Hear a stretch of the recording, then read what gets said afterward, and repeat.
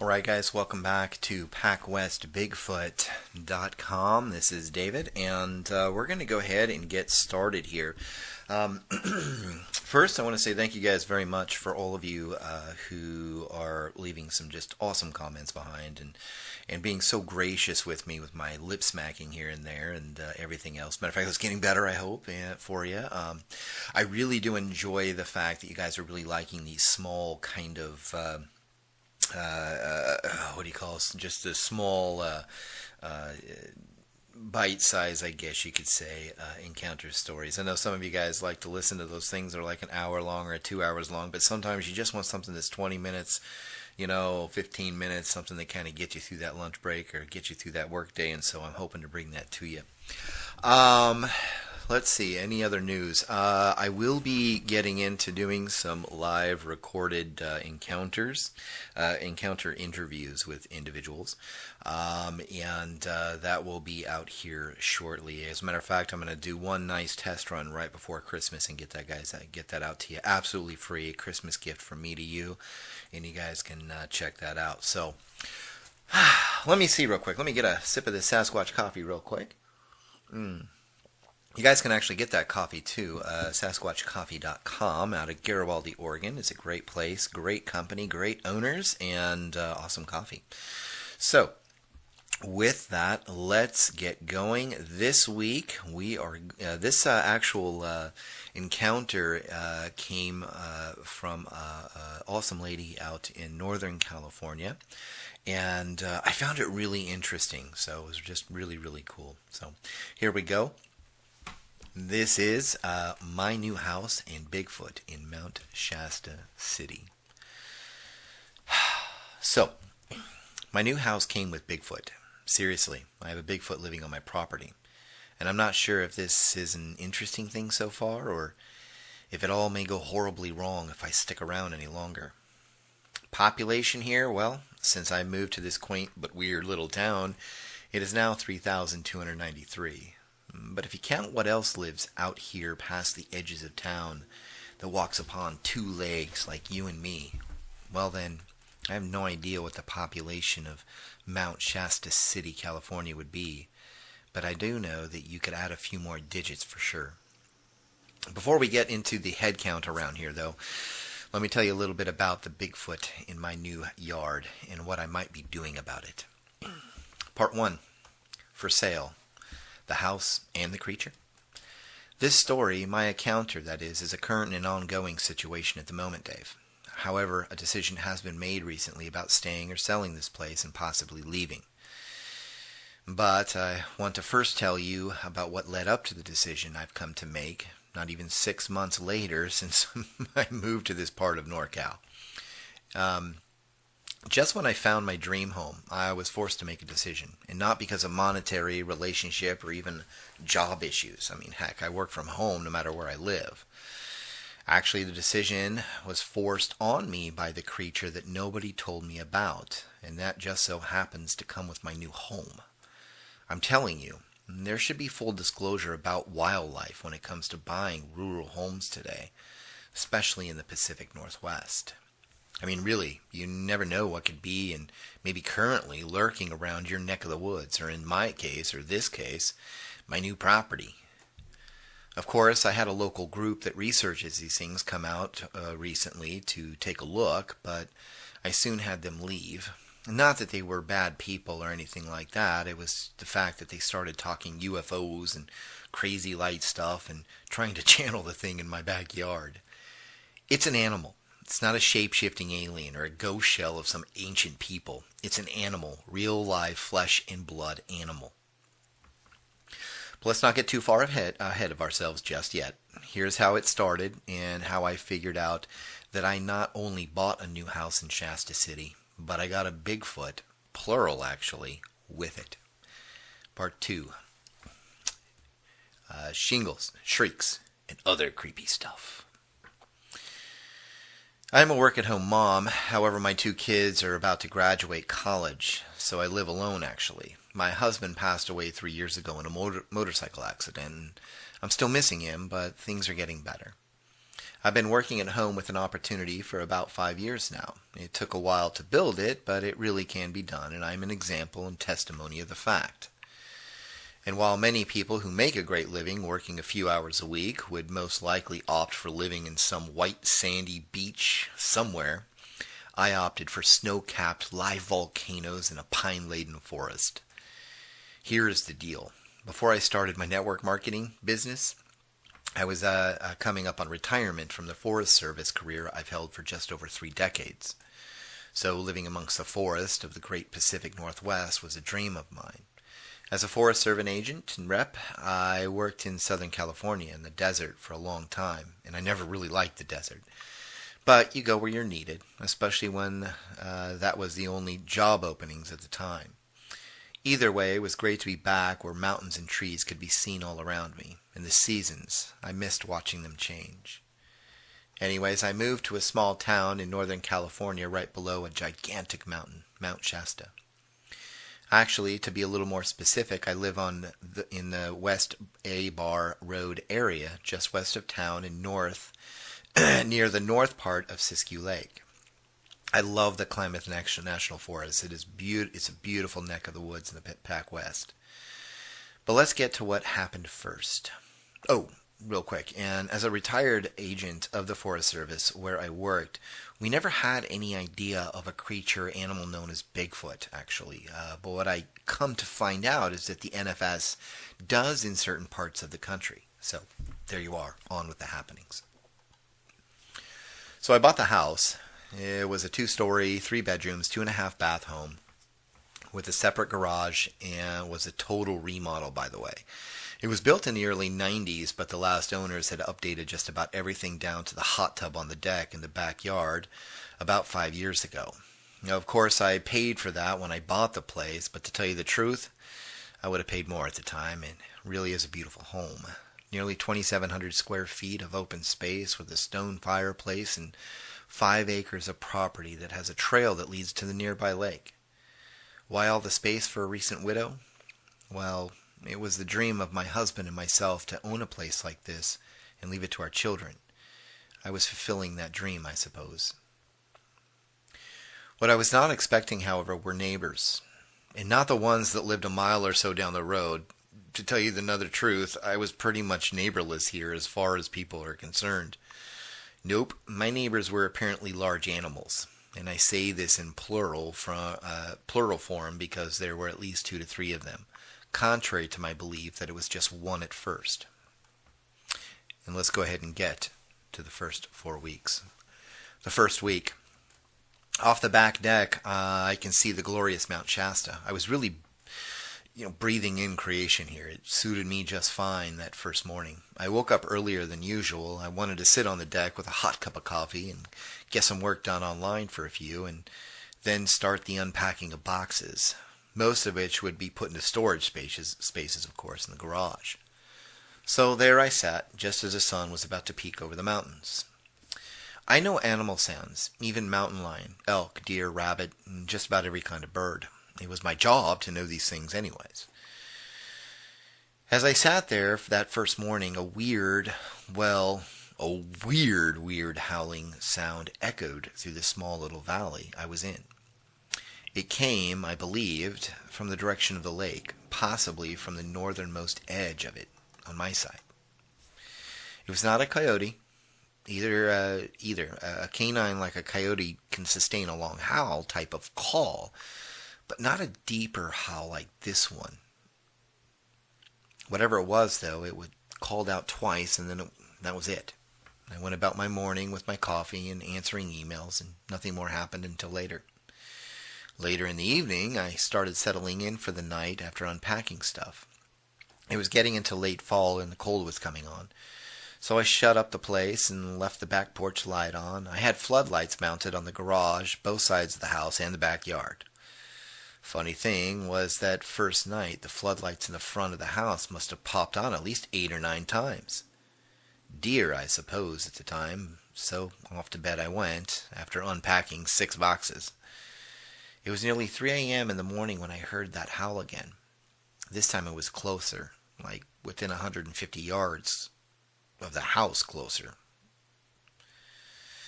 It was quite uncomfortable, actually. I got up and took a look through the window and walked downstairs and looked out the back windows as well. Nothing. The floodlights never came on either. Whatever was nearby was not that nearby. Week 2. The rest of the first week was quiet after that, except for the floodlights going off 8 or 9 times or more each night. The second week, however, it seemed like all heck broke loose.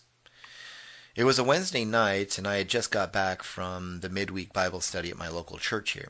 I settled in and decided to watch some television when that crazy howl was back. But this time it sounded like it was right outside. I practically jumped out of my skin, it was so loud, and as it howled, it grew into a scream, a bone-chilling scream at that. It was loud enough that I actually put my hands over my ears as I ran to the window looking out the front of the house. The scream seemed to be coming from the direction of the main road. As I stood there looking, the floodlight on the left side of the house lit up to the east, and I could see a shadow streak across the yard as if something ran right by it. Well, I've been in some crazy situations as a Forest Service agent before, and so I went and grabbed my AR-15 out of the closet, and yes, I know how to use it. I decided I would go out the back, as that seemed to be the direction in which the shadow of whoever was headed. If it was a whoever at that time, I figured I would be a little more frightened. Turns out a whatever can be just as frightening, to which it was. I heard running faintly about 50 to 60 yards ahead of me. See, while I am surrounded by forests at this elevation here, there is less shrubbery and bush than you would find in lower elevations. This is high forest country here. Not a lot of brush to run through. Some, but not a lot.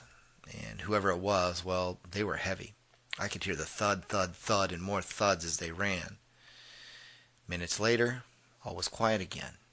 It was just me and the crickets. Friday came, and the unpacking was done, finally. I opted for a quiet night at home instead of meeting up with a women's Bible study. Guess I should have gone. Part of me did not want to be outside after dark anymore, to tell you the truth, and not even to get out of a car and walk to the back door. Anyways, about 10 p.m., as I got up to turn the lights off and head to bed, that scream was back, but not before a huge whack against the side of the house was felt and heard, and the floodlights, all of them, came on. This time I was over it. I was going to let off some rounds. I grabbed the rifle and went out the front door, releasing the safety. I shot twice into the air the moment I stepped past the eave of the house and off the last step. Once again, after the echo of the gunshot stopped, nothing, just the crickets, came back and all was silent. I shut everything up for the night, locked the doors, left the outside lights on, and sat by my bedroom window until I could no longer stay awake. Nothing moved the whole time. The next day I wandered over to the side of the house and found something rather strange. Actually, 2 things.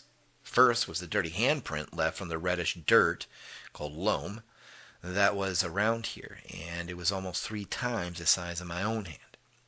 The second thing I found, about 15 feet away, were footprints.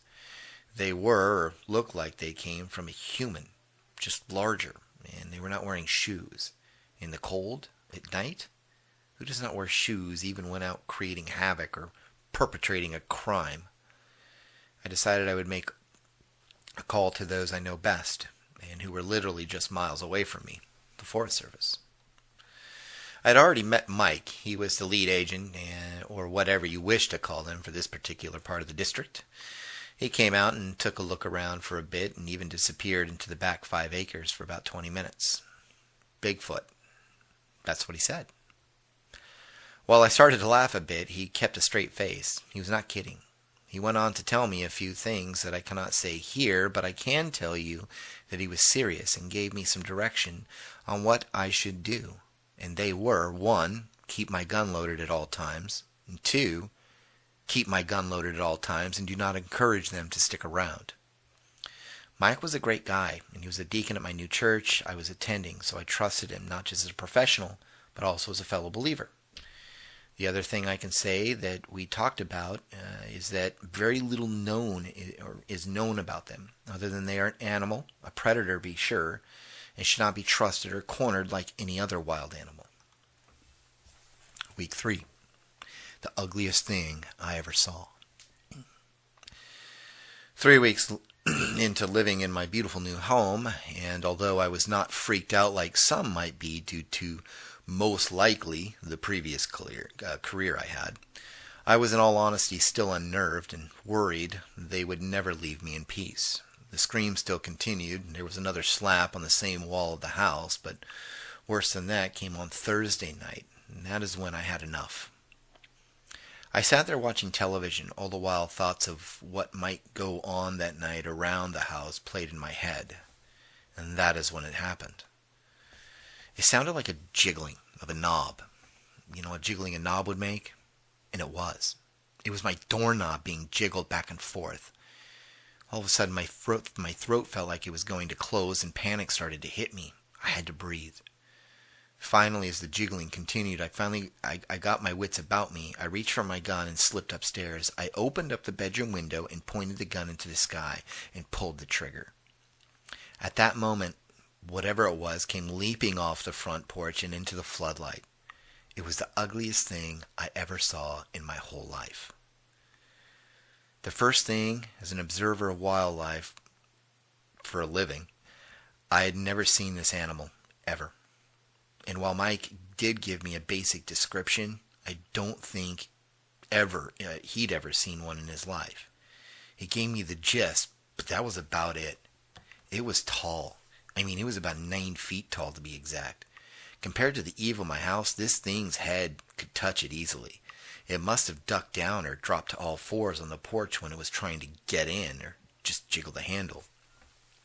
I knew where it was, and it was looking right at me from over its shoulder. Its teeth were bared and they were rather human-looking. The canines were a little longer, but not much. Well, compared to the size, to its size, that is. The eyes were the size of golf balls, at least close to it. They shined in the light, a reddish-yellow color to be exact. Most of the face was covered in hair, kind of like the Patterson and Gimlin film I watched later, except right around the eyes and nose. The color seemed to be dark brown, I believe, but it was night, so it could have been a little lighter, but a dark brown is what I could tell. Mind you, this sighting happened in less than 15 seconds. It did not hang out all that long. I also noticed its arms. They were long, including the fingers. They reached just past the top of its knees. The face, well, it was simply ugly. I know that sounds rather harsh, but it was a worn, leather-looking face that was simply scary-looking, like something out of a nightmare. It was muscular, too, like those guys that lift weights all day muscular. No ears, I could see, but the nose was not completely ape-like, as I have read and heard in some reports either. Close, but not close enough to be ape-like completely. As it turned and left in literally 3 strides, I could see another shadow out to the left of the house. That is when I realized there was more than one Bigfoot on my property. Seconds later, I could hear that creepy howl. At least this time, however, I knew what it was. This thing is an animal, a large primate type, if you ask me. Studying biology all of those years tells me that the characteristics of this Bigfoot animal is definitely a primate of sorts. Of course, many would argue with me, saying this thing is a missing link, but they are wrong. You have to have a link in the first, not opinion and drawings of what you think is correct. Facts do not lie, they can't, only people can. Once everything seemed to calm down, after a few minutes there, I turned on the outside lights, and suffice it to say, slept with one proverbial eye open the rest of the night. Week 4, Part 5. I think they realized I had a gun that could at least hurt it, so the jiggles of my door handle never happened again, and I did not see any footprints within 50 feet of my new house that week. Yes, there were some screams nearby, and I think it went through my garbage cans out behind the garage once. And yes, they still come close, but not too close. The 4th week was quieter, much quieter. Maybe they were trying to get at me and figured out I could be a little dangerous myself. I do not know, but it is quieter. The thought of moving, however, well, that was and is constantly on my mind. Part 6. Today, should I stay or go? Mike, we've talked the last few weeks, on and off, and have been doing a little research of our own around the property on his days off. And of course, it is during the day. I won't go out there at night, at least not past the front porch or back deck. His assistance and prayers are helping me, but I am still nervous and always wondering what the intentions of these things are with all the noise here and there each week around the property. Wild animals are wild animals. However, when they are literally trying to turn the knob on your front door, well, that is a whole different kind of fear of a wild animal that sets in. I am 2 months into my new house, living with Bigfoot, and I have made a big decision about staying or leaving, and I've decided to stay. Why? Well, Dave, I would hate to sell this worry to anyone else, and besides, I'm a retired Forest Service agent who better to live here and study their behavior for a bit. I will keep you updated, and if you will, keep my name and the real name of Mike's out of it. As far as his branch of government is concerned, they are still behind on the study of these things. As for myself and my new neighbors, well, they've been keeping their distance, and during the day I feel very safe running around my property. So I guess I'll stay for now and keep observing. God bless.